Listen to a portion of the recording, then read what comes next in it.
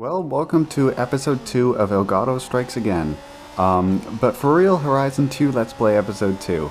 The Elgato decided to completely not record everything, which was the first showcase.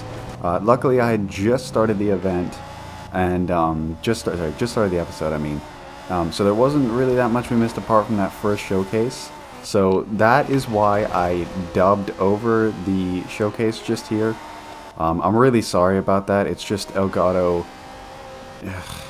Again, it's like every single video I've made the past little while has had some sort of Elgato issue. I don't know how people are still buying those things. But anywho, on to more positive things. So, Forza Horizon 5 stuff has been absolutely massive recently because there was a test that was, there's a corner there, what am I doing? So there was about a week ago, Microsoft sent out codes to specific people in the, content creating YouTube sphere, and they were given the opportunity to make videos, cover basically anything about Forza Horizon 5. Obviously, I'm not even on Microsoft's radar, they don't know I exist, so don't expect anything from me. But there was a little bit of controversy around this kind of stuff, because this was very different to how they've handled things in the past. And, in the past they would have a demo so that everyone can try the game, but, I don't know what's going on, but this, this Horizon, wait, hang on, I'm going to do the sneaky Horizon 2 thing, and use this little shortcut right here, because I love this. Now for me, I think they definitely should have done a demo. I think that demos are really important, especially when it comes to people who are unsure about the game. They're really not sure if they want to buy it or not.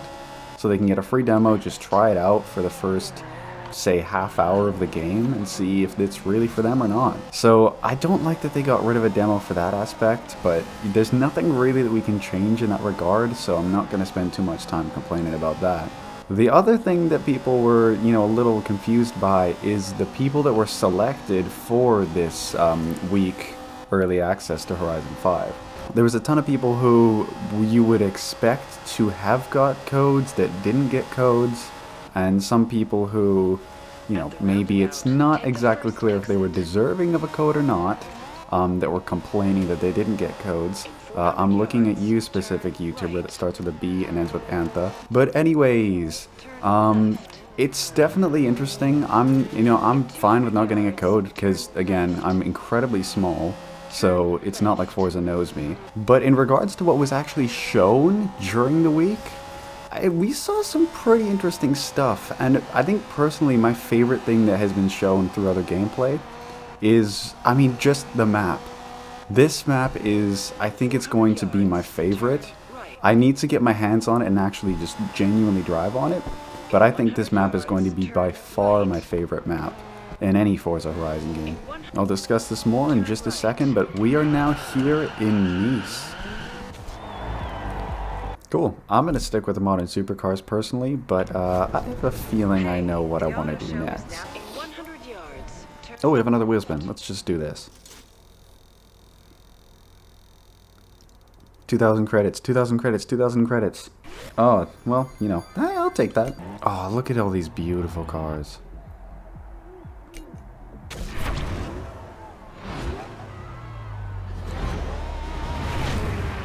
Off topic, but one thing I've been realizing as I've started this is just how much I really prefer Horizon 2's race intro with the whole ready, set, go.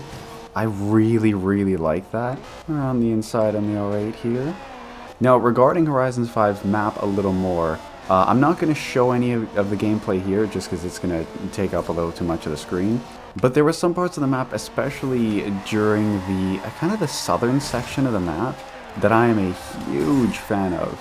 We saw some gameplay regarding, there was that huge bridge in the south of the map that I was personally really curious to see gameplay of that. And it did not disappoint. You can do some crazy stuff with some of these bridges, and I'm telling you, when it comes to, single player, this is going to be fantastic. But especially when it comes to multiplayer, this map, you're going to be able to do some crazy stuff with this game. Now, moving on from the map slightly, one thing that was a good point of discussion was the car list. You know, people were wondering about the full car list of the game, what's in the full car list. And there's one thing that I need to clarify real quick, and it's that everyone who has been making videos claiming they have the full car list for Forza Horizon 5 is absolutely lying. If you see a full car list in the title, this is not the full car list. Because we still have, you know, somewhere between 50 and 100 vehicles that have not been fully licensed and confirmed yet.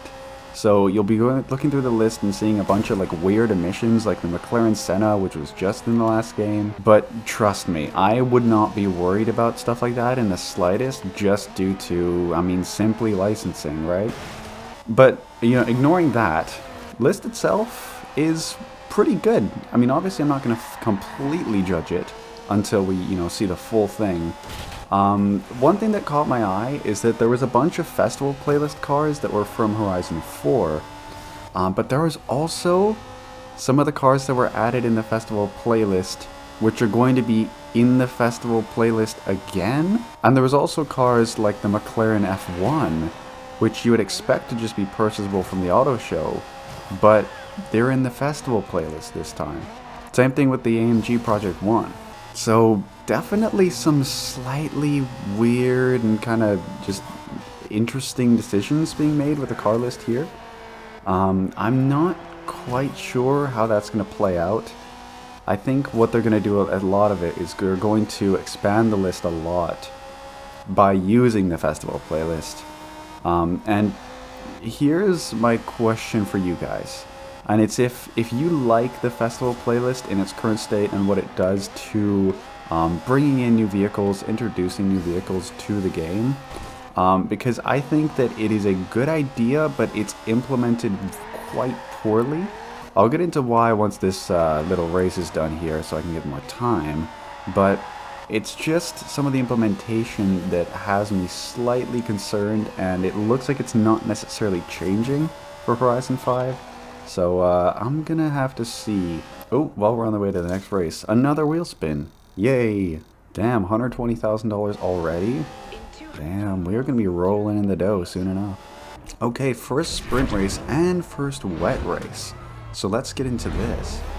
So the festival playlist is something that I was gonna talk about a little bit here. Now, the idea of the festival playlist is to introduce new vehicles to the game, and have you introduce them by playing them instead of, you know, using DLC. Which, on, you know, first thoughts, that sounds great.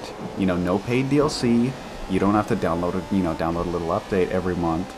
It's just you open up the game, and every week you got a couple new cars that you can unlock.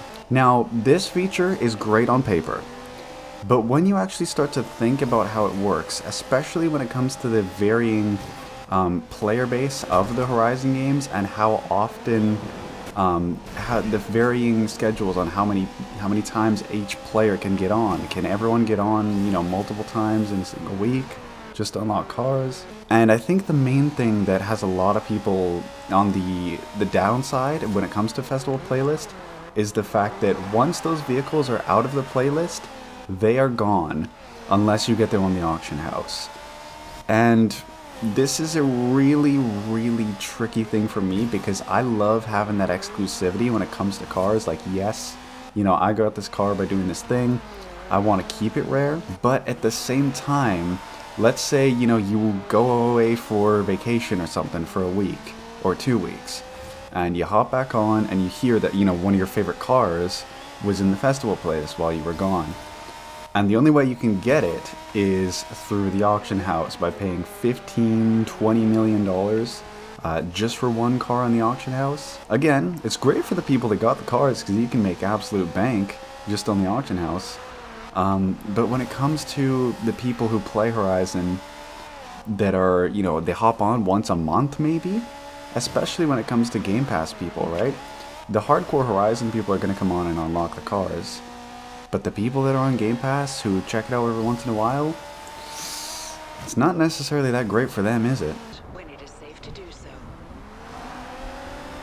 Okay, J-turn in the GTR almost kills me. Nice. That was interesting. Street races in Horizon 2. That's an interesting topic for a later discussion. So I just want to finish up on the whole festival playlist thing very quickly. It'd be a little weird to talk about it without kind of suggesting my idea for how to fix the issues, if this Murcielago wouldn't just push me out like that. But when it comes to fixing the festival playlist and making it, the best case scenario for all types of players, it's going to be tricky for Playground to find the right balance. What I'm thinking is kind of a more conservative option, which is of course, keep the festival playlist as normal, with one exception, and it's that once the festival playlist is over, maybe wait a week or two, and then put those cars up on the auto show for purchase. It's not the perfect solution, and it allows the people who really want the car in the first week to get it, or within the first 2 weeks even, have that little exclusivity, like, haha, I got the car before everyone else. But then, you get also the ability for everyone who was not able to get it at the time, just to be able to, get that car that they missed out on. Again, feel free to comment your suggestions on how you think to, fix the festival playlist. But for me, that would be my idea. But I'm also really curious to hear if anyone else thinks, like, it's perfect how it is, or, you want to change it up.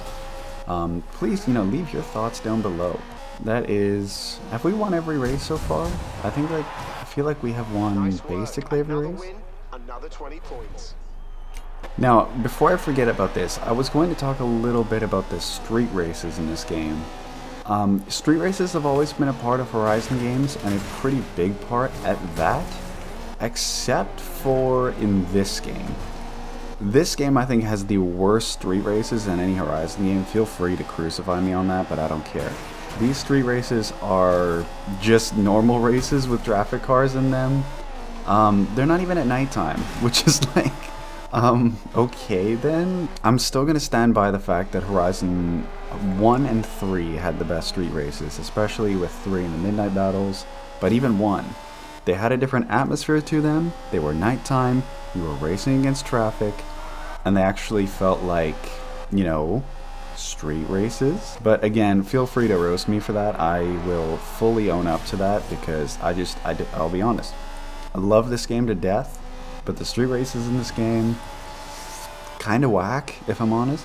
I feel like I'm gonna need to turn these drivatars up again. I feel like this series is just turning out into drivatars get proven to be slower than anything else on the planet, let's play, because where did they go? Like, it's not like I'm playing on easy or medium, or like, I don't understand here. Maybe it's just the Ferrari is OP, because it's certainly not my driving, as you can tell. And across the line. Good driving, mate, but don't get complacent. You have to keep this up if you want to be Horizon champion. Mate, I haven't lost a single race so far. What do you mean? Back-to-back wins in your first 2 championships. What more can we ask for? Congratulations, mate. You are the Nice champion. Thank you very much, Sir Ben. I am very appreciative of it. I forgot to say, Ashley asked me to pass on a message. Could you meet her here when you get the chance? Ah, car meets. Yes, this was the first one with car meets. I remember that. Yeah, I love those. Speaking of firsts, bucket lists. Let's go do one.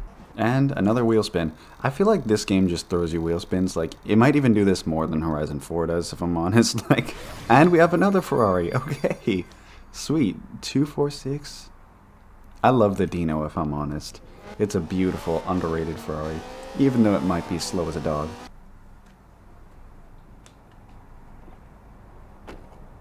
Look at that bad boy. So while we're on the way to our destination here, I was just going to talk really quickly about the last video I uploaded. That has gotten a lot more positive reception than I thought it would, because not only was the video a very different style than normal, it was on a very different topic than normal too. And I wasn't expecting such positive encouragement on that one. I mean, first off, thank you. I was not expecting that at all. So it's not a style of video that I really want to be making very often, but that was one that I wasn't really making that for like a YouTube audience or anything. That one was one that I needed to do for myself, because that was something that was, building up within me the past 8 years playing that game, and it really needed to come out. We got to the destination. Let's go. You look like you enjoyed that. You can go again as many times as you like. Nice. Well, Ben, I'm going to have to finish it there, and to everyone else, thank you so much for watching episode 2 of the Horizon 2 Let's Play. I'll see you guys in episode 3. Episode 3? Yes.